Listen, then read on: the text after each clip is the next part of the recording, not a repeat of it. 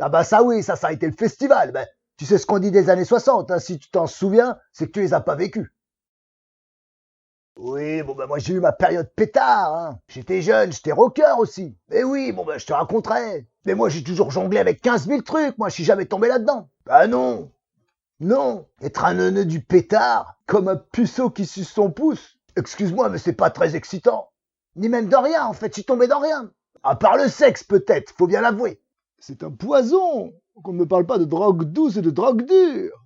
Toutes avilissent l'âme et le corps. Je veux pas encourager la jeunesse à quoi que ce soit, on est bien d'accord. Hein. Bon, enfin, la légalisation, la dépénalisation, je crois que ce sera le minimum quand même. Quand on voit tout ce que les présidents se mettent dans le pif, hein, mon coco, on peut fumer un pet de peinard dans un bar, ni vu ni connu, je me marre. Oui, la coke, bien sûr, alors de temps en temps, tu te la joues Rolling Stone. Ok, mais bon, on n'est pas les Rolling Stones, soyons réalistes. Puis c'est pas fun, à vrai dire. J'ai vu des gens se détruire de l'intérieur, devenir des monstres froids. Je rigole pas, alors mollo sur le destroy, comme dirait l'autre. Tout ça, c'est parce que vous n'avez pas d'initiation. L'initiation est centrale dans la spiritualité africaine.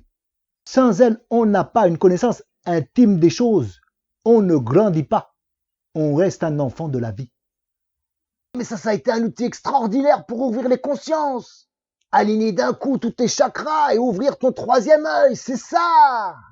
Ben, c'est de ça qu'il s'agit quand on te parle de transcendance. Un état que certains préfèrent atteindre par la méditation, fort bien. Ah, j'ai beaucoup pratiqué. Oh, j'ai passé des années chez un gourou en Inde, un homme incroyable. Il y avait ce voyageur, un anglais, là, qui avait des tripes sur lui, c'était un dealer. Oui, le mec en avait des centaines. Eh ben, tu sais quoi, le gourou, il a avalé la centaine de tripes d'un coup. Ça lui a rien fait. Histoire vraie. Il faut des camps de rééducation pour les drogués. Quant aux dealers, je demande à ce qu'on rétablisse la peine de mort pour ces empoisonneurs d'enfants. L'héroïne. J'en ai vu des frères partir. Des êtres magnifiques. Juste un peu trop fêlés. Trop de cœur pour ce monde. Quel gâchis. Oh, j'ai essayé, hein, mais qu'un week-end.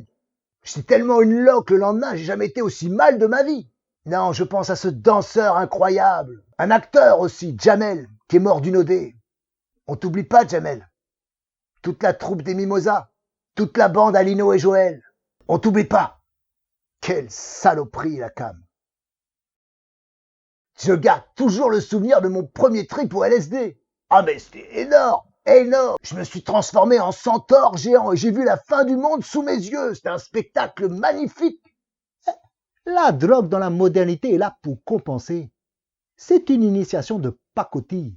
Non mais tu sais, on n'avait pas du tout la même mentalité. On était beaucoup plus innocents, si tu veux. Beaucoup plus enthousiastes. Alors oui, on essayait de tout, mais on passait à autre chose. Enfin bon, c'était pas aussi répandu que maintenant, on dirait.